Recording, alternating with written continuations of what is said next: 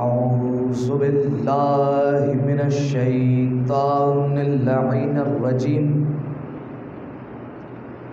बिस्मिल्लाहिर रहमानिर रहीम। अल्हम्दु लिल्लाहिल्लज़ी यख़्लुक़ु वलम युख़्लक़ वयर्ज़ुक़ु वला युर्ज़क़ वयुत्इमु वला युत्अम। सम्मस्सलातु वस्सलामु अला अब्दिका व नबिय्यिका व सफ़िय्यिका व रसूलिका व ख़ियरतिका मिनल ख़ल्क़ अबिल क़ासिम मुहम्मद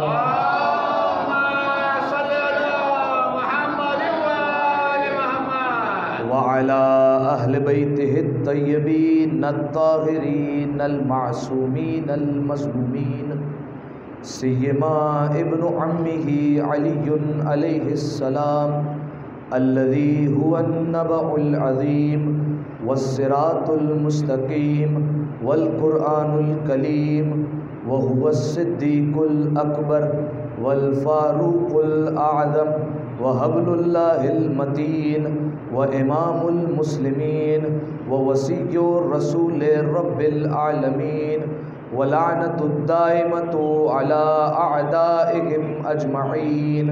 अम्मा बअदु फ़क़द क़ालल्लाहु सुब्हानहु व तआला फ़ी मुहकमे किताबिहिल मुबीन।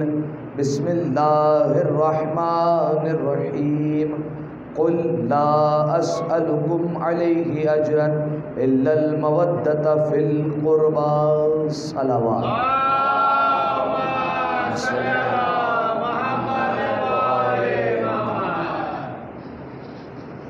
सामईन मोहतरम अज़ीज़ान गिरामी कद, सबसे पहले आप तमाम साहिबान बज़्म मारिफत की खिदमत में इस बाबरकत विलादत की मुबारकबाद पेश करता हूँ और बिलखुसूस ज़माने के इमाम की खिदमत में आज की विलादत की मुबारकबाद पेश करने के लिए एक दफ़ा मिलकर बाआवाज़ बुलंद सलवात पढ़ रहे हैं।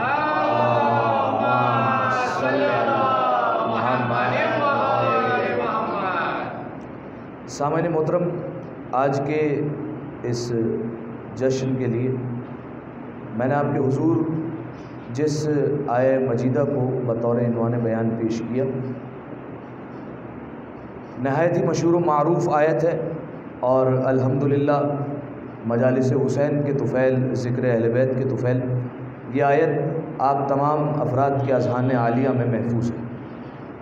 इस आयत को आय मवद्दत कहा जाता है और कबल इसके कि मैं इस आयत का तर्जुमा पेश करूँ, इस आयत का शान नुज़ूल आपकी खिदमत में बयान करना चाहता हूँ। इसका पस मंज़र क्या था, बैकग्राउंड क्या था कि ये आयत क्यों नाजिल हुई, इसका सबब क्या था।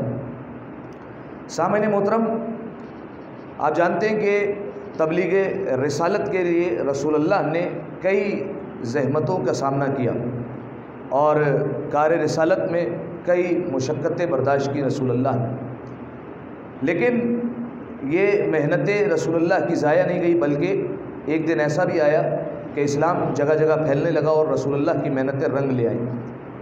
एक वक्त वो आया कि कुछ लोग रसूलुल्लाह की खिदमत में, कुछ असहाब मिलकर रसूलुल्लाह की खिदमत में आए और ज़ानुए अदब तय करके रसूलुल्लाह की खिदमत में बैठ गए।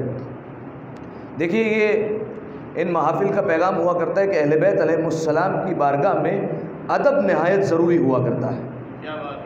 अदब बहुत ज़रूरी होता है। आप देखते होंगे बाज़ अफराद को अहले बैत का नाम लेते हुए वो ख्याल नहीं करते, या फिर अहले बैत के मुताल्लिक बात करते हुए ख्याल नहीं करते, जबकि ऐसा सही नहीं है, क्योंकि रिवायत में है छठे इमाम इमाम जाफ़र सादिक अलैहिस्सलातु वस्सलाम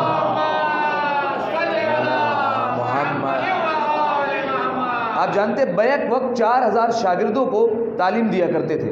उनके मदरसे में 4000 शागिर्द बैठा करते थे, शिया भी हुआ करते थे, सुन्नी भी हुआ करते थे, अबू हनीफ़ा के मानने वाले जो खुद इमाम के मुखालिफ थे वो भी आकर बैठा करते थे, गैर मुस्लिम भी हुआ करते थे, सब के सब आकर इमाम की बारगाह में आकर तालीम हासिल किया करते थे। लेकिन सारे के सारे जब इमाम के आगे बैठते थे तो बड़े अदब से बैठा करते थे। क्यों? क्योंकि इमाम जिस मसनद पर बैठकर तालीम दिया करते थे उसके अकब में एक दीवार थी और उस दीवार पर एक जुमला लिखा हुआ था। वो जुमला क्या था? लैसल यतीम कद मात वालिदुहु बलिल यतीम यतीमुल इल्म वल अदब। यतीम वो नहीं जिसका बाप मर गया है, यतीम वो होता है जिसके पास इल्म नहीं होता और अदब नहीं हुआ करता, वो होता है यतीम। ये इमाम की बारगाह में कानून लिखा हुआ था। लिहाजा कुछ लोग आए रसूल अल्लाह की खिदमत में और बड़े ही अदब के साथ आकर बैठ गए और कहने लगे, या रसूल अल्लाह, हम पहले बुत परस्त हुआ करते थे और आपने हमें बताया कि हकीकी माबूद कौन है, किसकी इबादत करनी चाहिए, कौन इबादत के लायक है, हकीकी खुदा कौन है, ये सब आपने हमें बताया। ना हमें निजासत का पता था, ना हमें पाकिज़गी का पता था। हमारे हाथ जो लगा करता था हम खा लिया करते थे, ना हलाल का पता ना हराम का पता। आपने हमें बताया, देखो ये चीज़ें नजिस हुआ करती हैं, ये चीज़ें पाकीज़ा हुआ करती हैं, इन चीज़ों का ताल्लुक़ हलाल चीज़ों से है, इन चीज़ों का ताल्लुक़ हराम चीज़ों से है, लिहाजा इनसे इज्तिनाब किया करो। आपने ये तमाम तर चीज़ें हमें बताई, आपने हमारे लिए ज़हमत बर्दाश्त की, आपने हमारे लिए पत्थर खाए, आपने हमारे लिए गले में आपके रस्सी डाली गई, मुख्तलिफ इल्ज़ाम आपने सहे, ये सारी की सारी आपने ज़हमतें सही। लिहाजा अब हम चाहते ये हैं कि हम आपको बदले में कोई उजरत दे दें, बदले में कोई आपको मुआवजा दे दें, बदले में कोई मजदूरी दे दें। तो रसूल अल्लाह खामोश हो गए। रसूल अल्लाह खामोश इसलिए हुए क्योंकि आप जानते हैं कि वो रसूल है, उस वक्त तक बोलता नहीं जब तक वही इलाही ना आ जाए। लिहाजा परवरदिगार आलम भी अपने हबीब के मिजाज को बेहतर जानता था। फ़ौरन जिब्राइल को हुक्म दिया, जिब्राइल ने आसमान की सरहदों को छोड़ा, ज़मीन की सरहदों में दाखिल हुआ, रसूल अल्लाह की खिदमत में आकर कहा, कुल ला असअलुकुम अलैहि अजरन इल्लल मवद्दत फिल कुर्बा। ए हबीब, इनसे कह दीजिए हम आपसे कोई उजरत नहीं चाहते, हमें न कोई घर चाहिए, ना हमें मालो दौलत चाहिए, ना हमें आपकी फसलें चाहिए, ना हमें आपकी ज़राअत चाहिए। हाँ, अगर एक चीज़ बदले में चाहिए वो इल्लल मवद्दत फिल कुर्बा, हमारे अहले बैत से मवद्दत चाहते हैं हम।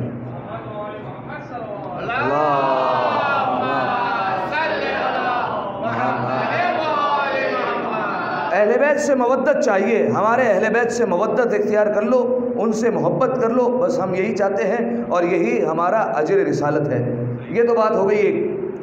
एक गिरोह और आया रसूलुल्लाह की खिदमत में और कुछ अरसे बाद रसूलुल्लाह को कहने लगा कि या रसूलुल्लाह, आपका इतना नाम हो गया और आप जो शरीयत लाए थे, आप जो दीन लेकर आए थे उसमें आप कामयाब हो गए, जगह जगह ये दीन फैल गया, जगह जगह ये आपकी शरीयत तरक्की कर रही है, लोग मुसलमान हो रहे हैं, कलमा पढ़ रहे हैं। लेकिन या रसूलुल्लाह, ये बात आप तस्लीम कीजिए कि आपके इस्लाम के फैलने में जनाब खदीजा का बराबर का हिस्सा शामिल है। ये कौन लोग रसूलुल्लाह से आकर कह रहे हैं? ये वही लोग हैं जो कल तक रसूलुल्लाह को और जनाब खदीजा को ताने दिया करते थे कि जनाब खदीजा ने आपसे शादी क्यों की। जनाब खदीजा को ताने दिया करते थे कि तुमने किस मुफलिस से, किस यतीम से, किस लाचार से शादी कर ली। अगर तुम्हें अपना ख्याल नहीं था, कम से कम अपने बाप की दौलत का ख्याल करते। वो कितना अमीर था, उसका नाम खवैलद था, वो अरब के ताजिरों में मशहूर था, बड़ा ताजदार था, नहायत ही मशहूर था, कम से कम उसका ख्याल कर लेते। तुम्हारे बाप की पग का कम से कम ख्याल कर लेते। तुम्हारे बाप की पग वो थी जो आसमान को छुआ करती थी। जनाब खदीजा ने कहा, बिल्कुल तुमने ठीक फरमाया, मेरा बाप वो था कि जिसकी पग आसमान को छुआ करती थी और मैं अपने बाप का एहतराम करती थी। लेकिन मैंने मोहम्मद से निकाह करके मैं कोई अफसरदा नहीं हूँ, मुझे कोई अफसोस नहीं है, क्योंकि मेरा मानना यह है कि मेरा बाप वो था कि जिसकी पग आसमान को छुआ करती थी, लेकिन जिससे मैंने शादी की है उसकी जूतियाँ सिदरतुल मुंतहा के बाहर चले जाया करती हैं, उसकी जूतियाँ वहाँ तक पहुँचती है, उसकी जूतियों की रसाई वहाँ तक है। लिहाजा मुझे कोई अफसोस नहीं। लिहाजा कुछ लोग आए रसूलुल्लाह की खिदमत में और आकर कहने लगे, या रसूलुल्लाह, जनाब खदीजा का बराबर का हिस्सा शामिल है इस्लाम की तरक्की में और हम चाहते ये हैं कि जनाब खदीजा के एहसानात का बदला उतारें। इतनी दौलत उन्होंने सर्फ की हम पर, हम चाहते हैं कि अब उनके एहसानात का बदला दे दिया जाए। लेकिन क्या करें, जनाब खदीजा तो इस दुनिया में है नहीं, वो जा चुकी है और इस दुनिया से पर्दा फरमा चुकी है। लिहाजा अब हम उनके एहसानात का बदला कैसे उतारें। रसूलुल्लाह ने इस वक्त कोई जवाब नहीं दिया और कहा कि इंतज़ार करो, जब एक वक्त आएगा तो मैं खुद तुम्हें बताऊँगा कि जनाब खदीजा के एहसानात का बदला कैसे उतरना है। अजीज़ों, वक्त गुज़रता गया, लम्हे गुज़रते गए, कुछ साल गुजरे, वो वक्त आया जब परवरदिगार आलम ने अमीरुल मोमिनीन के घर में एक वो बेटी अता की जो अमीरुल मोमिनीन की जीनत बनकर दुनिया में आई। जब आई तो उस वक्त जनाब फ़ातिमा के हाथ में थी। अमीरुल मोमिनीन आगे बढ़े और अमीरुल मोमिनीन ने अपने हाथों पे तलब किया। अभी जनाब ज़ैनब ने आंखें नहीं खोली हैं। जनाब फ़ातिमा ने फ़ौरन सवाल किया, या अली या अबुल हसन, आपने इस बच्ची के लिए कोई नाम सोचा है? कोई नाम आपके जहन में है? फ़ौरन अमीरुल मोमिनीन ने कहा फ़ातिमा, मैं रसूलुल्लाह पर सबकत कैसे कर सकता हूँ? मैं नफ्से रसूल हूँ, लिहाजा मुझे अपने भाई का इंतज़ार रहेगा।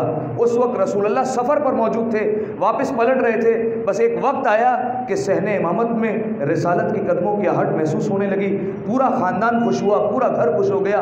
रसूलुल्लाह आए, मालूम हुआ कि एक बेटी की विलादत हुई है। फ़ौरन अपने हाथों पे लिया और मसरूर हुए। लेकिन कुछ ही वक्त गुजरा, रसूलुल्लाह की आंखों से आंसू निकलने लगे। रसूलुल्लाह की रीशे मुबारक तर हो गई और मुसलसल आंसू जारी थे। फ़ौरन जनाब फ़ातिमा ने सवाल किया, बाबा जान, ये मौका खुशी का मौका है, आपकी आंखों में आंसू कैसे हैं? उस वक्त फ़ौरन रसूलुल्लाह ने कहा कि ए फ़ातिमा, तुम बेहतर जानती हो कि हुसैन को इम्तिहान देना है और हुसैन के बाद ये तुम्हारी बेटी, इसके बाजुओं में रस्म बांधी जाएगी। और उस वक्त रसूलुल्लाह रो रहे थे। तो जनाब फ़ातिमा ने सवाल किया, बाबा जान, जो मेरी इस बच्ची पर रोएगा उसे क्या सवाब मिलेगा? सवाब सुनिएगा। कहा, फ़ातिमा, जो इस बच्ची पर रोए उसको वही सवाब मिलेगा जो हसन पर रोने का सवाब है और हुसैन पर रोने का सवाब है। यानी जो शख्स जनाब ज़ैनब सलामुल्लाह अलैहा पर गिरिया करे वही सवाब है जो जनाब हसन पर है और जनाब इमाम हुसैन अलैहिस्सलाम पर है। फिर इमाम हुसैन अलैहिस्सलाम को तलब किया गया। इमाम हुसैन अलैहिस्सलाम के आगोश मुबारक मराकर जनाब ज़ैनब ने आंखें खोली। उसके बाद रसूलुल्लाह ने कहा कि मैं इस बच्ची का नाम रखने में सबकत नहीं कर सकता। उस वक्त जनाब जिब्रील नाज़िल हुए परवरदिगार आलम का पैगाम लेकर। कहा कि जिस तरीके से आपकी बेटी उम्मु अबीहा है, ये ज़ैनु अबीहा है। जिस तरीके से आपकी बेटी अपने बाप की माँ थी, ये अपने बाबा की ज़ीनत है, लिहाजा इसका नाम ज़ैनु अबिल ज़ैनब रख दिया जाए, यानी अपने बाबा की ज़ीनत। मासूम का फरमान है, इन्ना लिकुल्ल शैइन ज़ीनतन, कायनात में हर एक चीज़ के लिए कोई ना कोई ज़ीनत हुआ करती है। विलायत अली ज़ीनतुल आमाल, आमाल की ज़ीनत का नाम विलायत अली है। आमाल में जब तक विलायत अली नहीं है तो आमाल मुंह पर मार दिए जाएंगे। ना नमाज फ़ायदेमंद है, ना रोज़ा फ़ायदेमंद है, ना हज फ़ायदेमंद है। ये नमाज चक्करों के मुकाबिल हो जाएगी, ये रोज़े फाकों के मुकाबिल हो जाएंगे, ये हज फ़कत चक्कर कहलाएंगे, हज नहीं कहलाएगा। विलायत अली ज़ीनतुल आमाल, आमाल की ज़ीनत का नाम विलायत अली है। वज़्ज़हबु ज़ीनतुन निसा, सोना औरतों की ज़ीनत है। वल अक्लु ज़ीनतुर रिजाल, अक्ल मर्दों की ज़ीनत है। वल फस्लु वज़्ज़राअतु ज़ीनतुल अर्ज़, ये फसलें, ये ज़मीन, ये खेती बाड़ी, ये सारी की सारी ज़मीन की ज़ीनत है। उसके बाद एक शख्स ने रसूलुल्लाह से सवाल किया, या रसूलुल्लाह, आप इतनी ज़ीनतें गिनवा रहे हैं, अल फ़साहतु ज़ीनतुल मुतकल्लिम वल बलागतु ज़ीनतुल कलाम, इतनी तमाम ज़ीनतें गिनवाई कि कायनात में न जाने कौन कौन सी चीज़ें किस किस के लिए ज़ीनत है।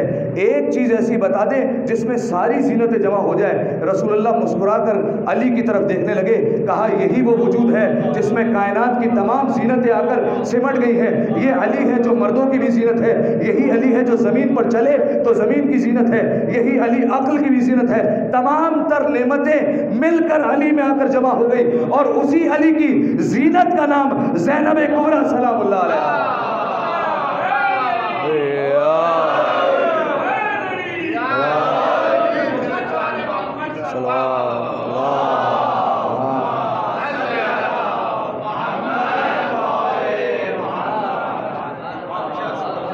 अली की ज़ीनत का नाम ज़ैनब कुबरा। अब रसूलुल्लाह ने हाथों में लिया और एक ऐलान किया, लोगों, कल तक तुम मुझसे सवाल कर रहे थे कि खतीजा के एहसानात का बदला कैसे उतरेगा। हाज़िही मसीलो खतीजा, देखो ये बिल्कुल हूबहू खतीजा की तरह है। अगर इसका इकराम कर लिया, इसकी इज्जत कर ली, इसका हक अदा कर दिया तो गोया तुमने खतीजा का हक अदा कर दिया। अब समात फरमाइए, जो बीबी एक वक्त में मसीले खतीजा भी हो, एक वक्त में सानिए ज़हरा भी हो, उसे ज़ैनब कुबरा कहा जाता है। एक वक्त में सानिए ज़हरा भी है, मसीले खतीजा भी है। देखिए, आप जानते हैं परवरदिगार आलम ने ख़वातीन के लिए हिदायत के लिए जनाबे मरियम सलामुल्लाह अलैहा को भेजा और उन्होंने हिदायत की, भरपूर हिदायत की, लेकिन उसके बाद भी ज़रूरत रह गई।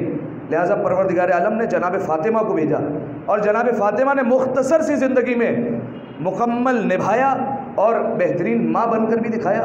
बेहतरीन बेटी बनकर भी दिखाया, बेहतरीन ज़ौजा बनकर भी दिखाया, लेकिन एक किरदार की कमी थी जो जनाब ज़हरा को मैसर ना हो सका। वो किरदार बहन का किरदार था। ज़रूरत रह गई थी कि बहन का किरदार कैसा होना चाहिए। परवरदिगार आलम ने जनाब ज़ैनब सलामुल्लाह अलैहा को भेजा। जनाब ज़ैनब ने बताया कि बहन को कैसा होना चाहिए। इसी तनाजुर में शायर ने क्या खूब दो मिसरे कहे का जवाब मरियम जनाब ज़हरा, जवाब ज़हरा जनाब ज़ैनब, जवाब मरियम जनाब ज़हरा, जवाब ज़हरा जनाब ज़ैनब, जनाब ज़ैनब के बाद लेकिन जवाब ज़ैनब जनाब ज़ैनब।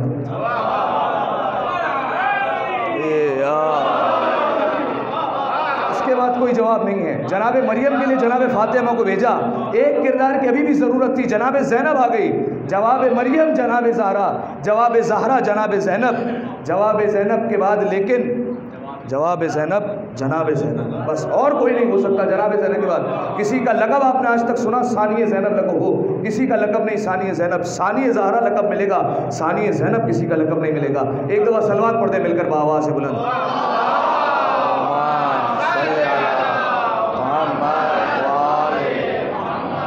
तो दो अलकाब हो गए बीबी के, एक मसील खतीजा और एक हो गया सानिए ज़हरा।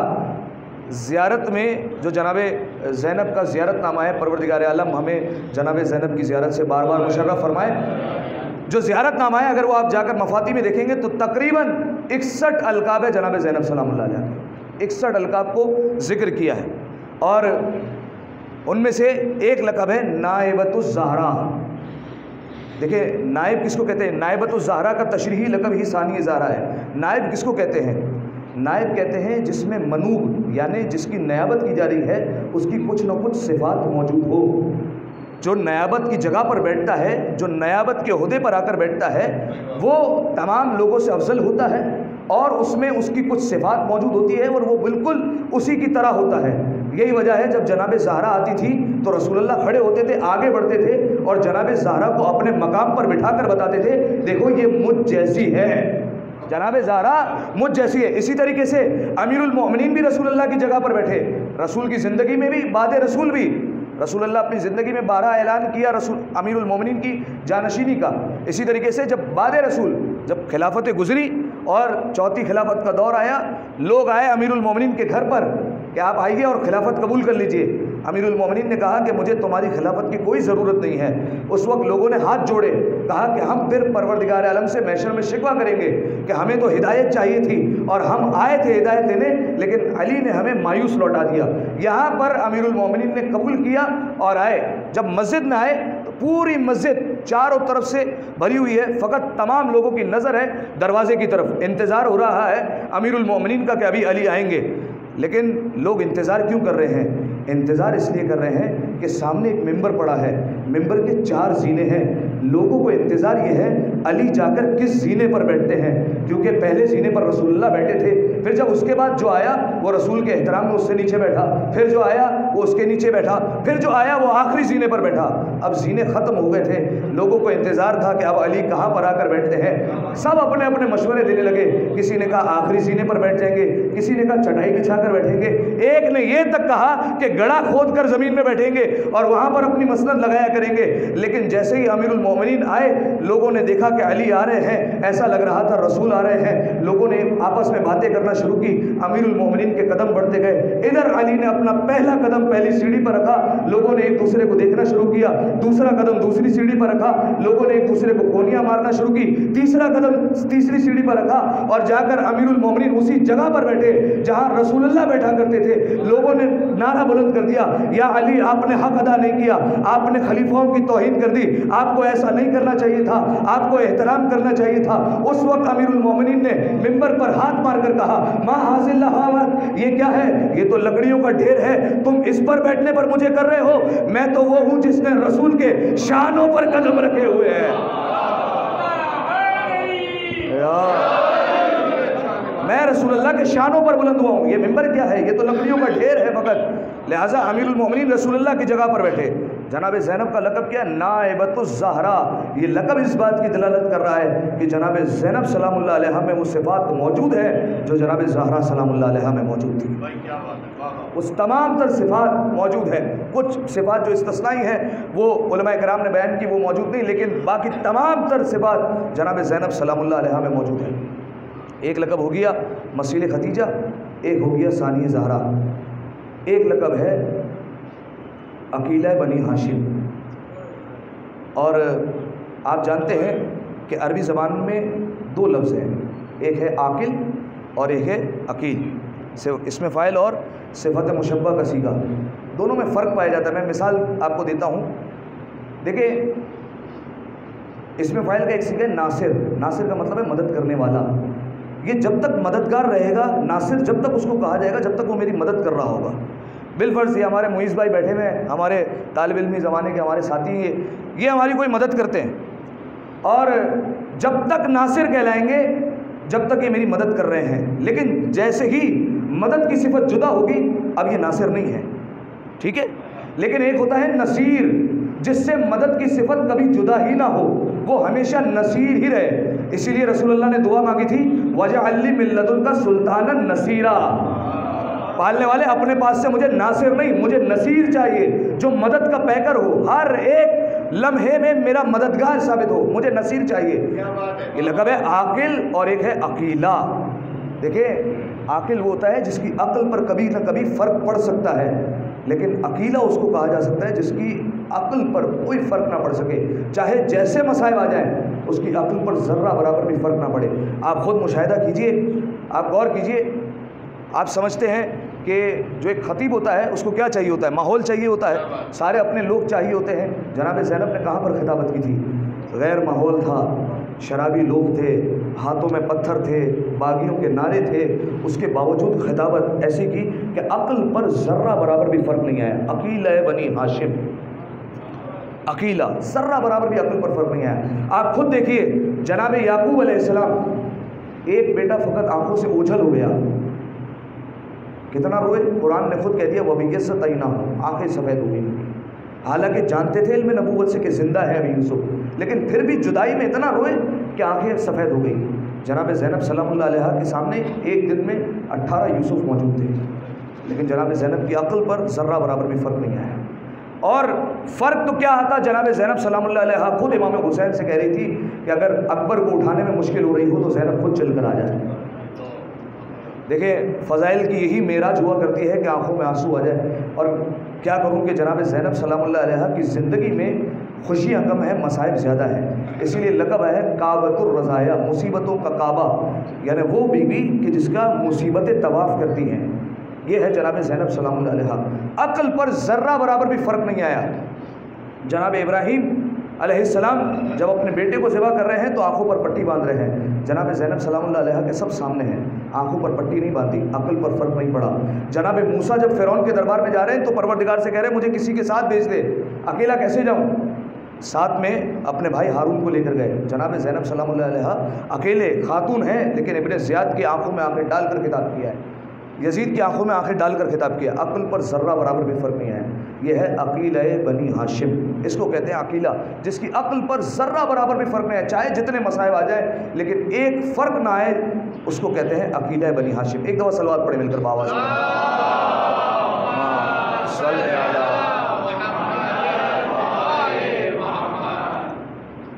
एक लक़ब और है बीवी का, अदीलतुल हुसैन। इसी का तशरीही लक़ब है शरीकतुल हुसैन। अदीलतुल हुसैन, अदीला किसके कहते हैं हम? देखिए, वही बात, एक है आदिल। आप तराजू रखिए और तराजू की एक तरफ आप बिलफर्ज 1 किलो जो है वो बादाम डाल दीजिए और दूसरी तरफ 1 किलो जो है वो बाट रख दीजिए कोई। अब दोनों जब बराबर होंगे तो आप कहेंगे ये इसका आदिल है और ये इसका आदिल है, ये दोनों एक दूसरे के आदिल है। लेकिन आप बताइए जो दूसरी तरफ बाट पड़ा है, क्या उसकी वही हैसियत है जो दूसरी तरफ बादाम पड़ी है? उसकी हैसियत वो नहीं है, लेकिन दोनों एक दूसरे के आदिल कहलाएंगे। हैसियत वो नहीं है। आदिल उसको कहते हैं कि दोनों का वज़न भी बराबर हो और दोनों की हैसियत भी बराबर हो। अब कहा गया बीबी को अदीलतुल हुसैन, हुसैन की हम पल्ला, अदीलतुल खामिस, पांचवें की हम पल्ला। ये बीबी शरीकतुल हुसैन है। हर मकाम पर आप देखिए इमाम हुसैन अलैहिस्सलाम के साथ साथ हर विलादत से शुरू कीजिए आप, सबसे पहले ज़ियारत की इमाम हुसैन अलैहिस्सलाम की। गहवारे में है, इमाम हुसैन अलैहिस्सलाम दूर है, महसूस किया, फ़ौरन रोने लगी। रसूलुल्लाह आए, जनाब ज़हरा आई, लेकिन जनाब ज़ैनब की बेचैनी नहीं जा रही। खामोश कब होती थी? जब तक गहवारे पर इमाम हुसैन का साया नहीं पड़ता था तब तक जनाब ज़ैनब खामोश नहीं होती थी। जैसे ही साया पड़ता था, रिवायत के लफ्ज़ से बीबी मुस्कुराने लगती थी, फ़ौरन महसूस कर लेती थी कि इमाम हुसैन अलैहिस्सलाम आ चुके हैं। कुछ और आगे बढ़िए, जनाब ज़ैनब मुसल्ला इबादत पर आती थी, जब तक तकबीर नहीं कहती थी नमाज के लिए, जब तक पहले अपने भाई हुसैन के चेहरे की ज़ियारत ना करे। पहले हुसैन के चेहरे की ज़ियारत करती थी, फिर नमाज के लिए तकबीरतुल इहराम कहती थी। फिर आगे चलिए, अब इमाम हुसैन की तरफ से देखिए, जब कुरान पढ़ते थे जनाब ज़ैनब सलामुल्लाह अलैहा आ जाती, फ़ौरन कुरान बंद कर एहतराम में खड़े हो जाया करते थे।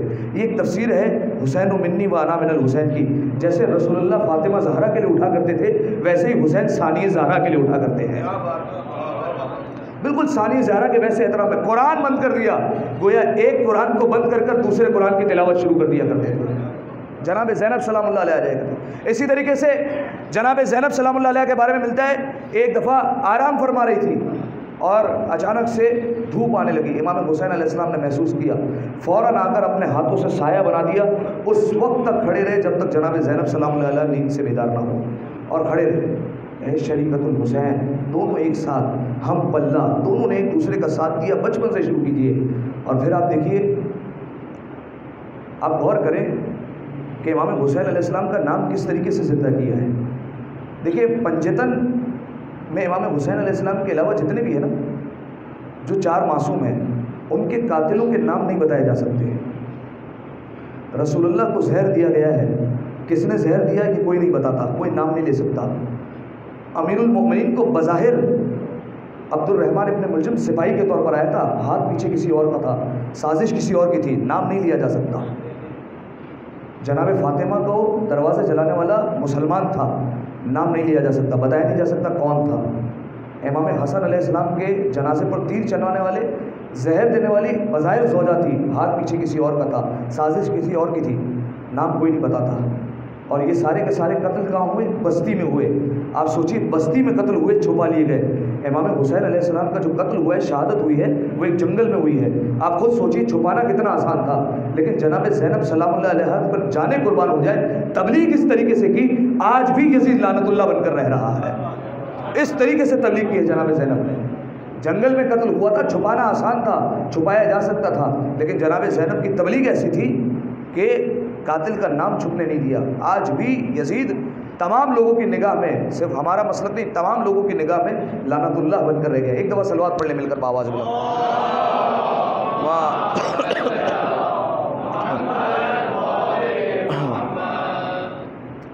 ये थे बीबी के चंद अलकाब। एक आखिरी लकब बस सुन लीजिए, बीबी का एक लकब है आलिमा गैर मुअल्लमा। आलिमा गैर मुअल्लमा, फ़हीमा गैर मुफ़हमा, ऐसी आलिमा जिसे यहाँ पढ़ाने की ज़रूरत नहीं पड़ी, ऐसी समझदार जिसे समझाने की ज़रूरत नहीं है। और ये लकब किसने दिया? अगर होता ना कोई आलिम रब्बानी लकब दे देता तो कई लोग इनकार कर जाते, लेकिन ये लकब किसी आलिम का दिया हुआ नहीं, ये खुद चौथे इमाम का लकब दिया हुआ है। खुद फरमाया, या अम्मती अंत बिहम्दिल्लाह आलिमतुन गैर मुअल्लमतिन, ए फूफी अम्मा, आप खुदा का शुक्र है आलिमा गैर मुअल्लमा है, आपको बताने की ज़रूरत नहीं है। जब जनाब ज़ैनब ने मसला पूछा था तो इमाम सज्जाद ने जुमले अदा किए थे, अंत बिहम्दिल्लाह आलिमतुन गैर मुअल्लमतिन, ए फूफी अम्मा, खुदा का शुक्र है आप आलिमा गैर मुअल्लमा है, आपको बताने की ज़रूरत नहीं। लेकिन जनाब ज़ैनब ने भी सामने से बताया, ए बेटा सज्जाद, बताना चाह रही हूँ, तुम वक्त के इमाम हो, तुम्हारी इताअत लाजिम है, लिहाजा लोग सीख लें कि मसले मालूम हो फिर भी इमाम की इताअत लाजिम हुआ करती है, उनसे पूछना लाजिम हुआ करता है। लिहाजा ये बीबी के थे चंद अलकाब जो ज़ियारतनामे में नकल हुए। 61 अलकाब के करीब बीबी के अलकाब जो है आए हैं ज़ियारतनामे में। उसमें से चंद जो मशहूर अलकाब थे, मसील खतीजा, सानी ज़हरा, फ़हीमा गैर मुफ़हमा, आलिमा गैर मुअल्लमा, और बीबी के कई अलकाब जो बीबी को नवाजे गए। रसूलुल्लाह ज़बान से कुछ सादिर हुए, कुछ अमीरुल मोमिनीन की ज़ुबान से सादिर हुए, कुछ इमाम हुसैन अलैहिस्सलाम की ज़बान से, कुछ इमाम सज्जाद की ज़ुबान से सादिर हुए। सारे के सारे अलकाब वो हैं जो मासूम हस्तियों से ही हम तक पहुँचे हैं। सारे के सारे वही अलकाब हैं जो जनाब ज़ैनब को मासूम अलैहिस्सलाम ने दिए। एक दफ़ा सलवात पढ़ दे मिलकर बावाज़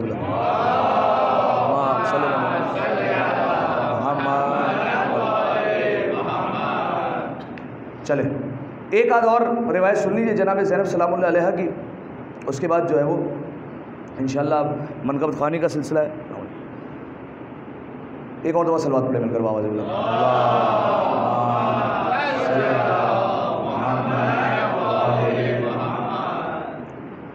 देखिए, एक लक़ब मैंने आपको बताया अकीला बनी हाशिम, और बताया कि एक ख़तीब को ज़रूरत हुआ करती है माहौल की कि अपने लोग हो, सारे अपने लोग होते हैं जब तक ख़तीब सही तरीके से बोलता रहता है। उसके बाद जब ऐसा मजमा आ जाए जो न्यूट्रल मजमा हो तो वहाँ बोलना थोड़ा सा मुश्किल हो जाता है कि कोई आपका वहाँ पर हामी नहीं होता। उसके बाद कोई एक दुश्मन मजमा आ जाए तो फिर वहाँ पर बोलना थोड़ा सा और मुश्किल हो जाता है। फिर दुश्मन के बाद शराबियों का दरबार आ जाए और हाथों में पत्थर आ जाए और सारे के सारे ऐसे जो दुश्मन मौला अली के, ऐसे दरबार में बीबी को खुतबा देना है। देखें, इमाम सज्जाद का जो खुतबा है वो मस्जिद में खुतबा है, मस्जिद उमवी में खुतबा है, लेकिन बीबी ज़ैनब का खुतबा मस्जिद में नहीं है, बीबी का खुतबा दरबार में है। जो मस्जिद में लोग आया करते थे वो उमूमी लोग हुआ करते थे, जो राह चलते हुए लोग होते थे वो भी आ जाया करते थे, लेकिन जो दरबार में लोग आया करते थे वो ऐसे लोग हुआ करते थे, शरीर लोग हुआ करते थे, जिनमें अकड़ हुआ करती थी, अना हुआ करती थी। यहाँ खुतबा देना मज़ीद मुश्किल हुआ करता था। जनाब ज़ैनब के लिए यहाँ खुतबा देना आसान नहीं था, लेकिन जनाब ज़ैनब ने यहाँ पर आकर खुतबा दिया है। इमाम सज्जाद का, मैं ये नहीं कह रहा इमाम सज्जाद के लिए खुतबा देना आसान था, इमाम सज्जाद के लिए खुतबा देना मुश्किल था, लेकिन वो माहौल ज़्यादा साजगार था जनाब ज़ैनब की निस्बत, और इमाम सज्जाद मर्द थे, जनाब ज़ैनब सलामुल्लाह अलैहा औरत है। औरत के लिए खुतबा देना और खिताब करना ज़्यादा मुश्किल हुआ करता है। लिहाजा इस दरबार में आकर, यजीद जैसे के दरबार में आकर जनाब ज़ैनब ने यहाँ पर आकर खुतबा दिया है। कौन है सामने? सारे दुश्मन माहौल है।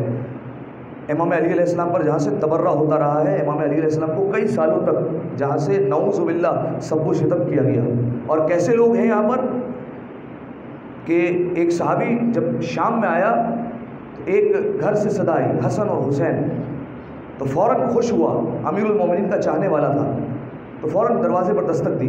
जैसे ही दरवाज़ा खोला गया तो उसने कहा कि क्यों खटखटाया मेरा दरवाज़ा? कहा कि मैं खुश हुआ कि पूरे शाम में मुझे पहला घर मिला जो मुहिब्ब अमीरुल मोमिनीन है, जिसने अली के बेटों के नाम पर अपने बेटों के नाम रखे, हसन और हुसैन।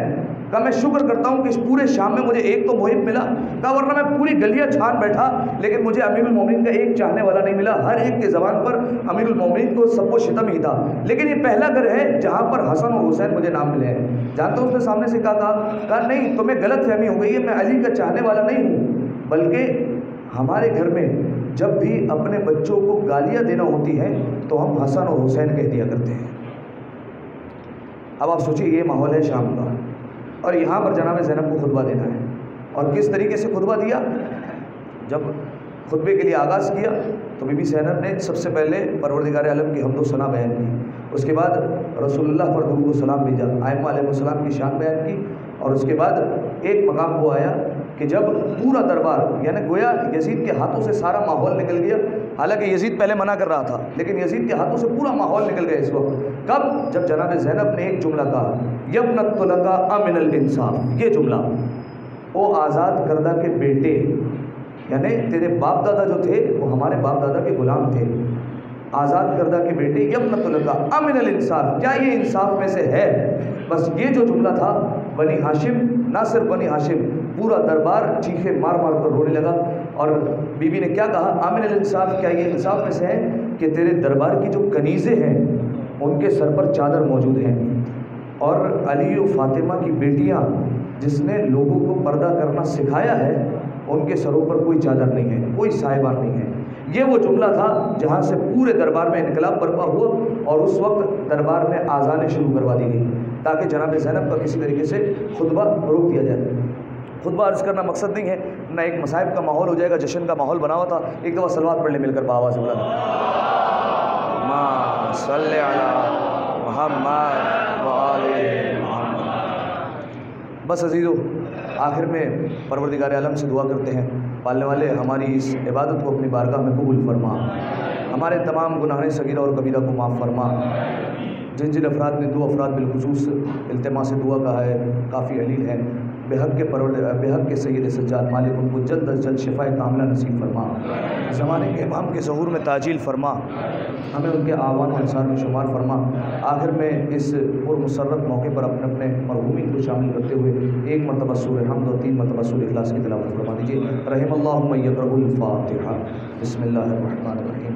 अल्हम्दुलिल्लाहि रब्बिल आलमीन अर्रहमानिर रहीम इय्याका नअबुदु व इय्याका नस्तईन सिरातल मुस्तक़ीम सिरातल लज़ीना अनअमता अलैहिम गैरिल मग़ज़ूबि अलैहिम वलद्दालीन। बिस्मिल्लाहिर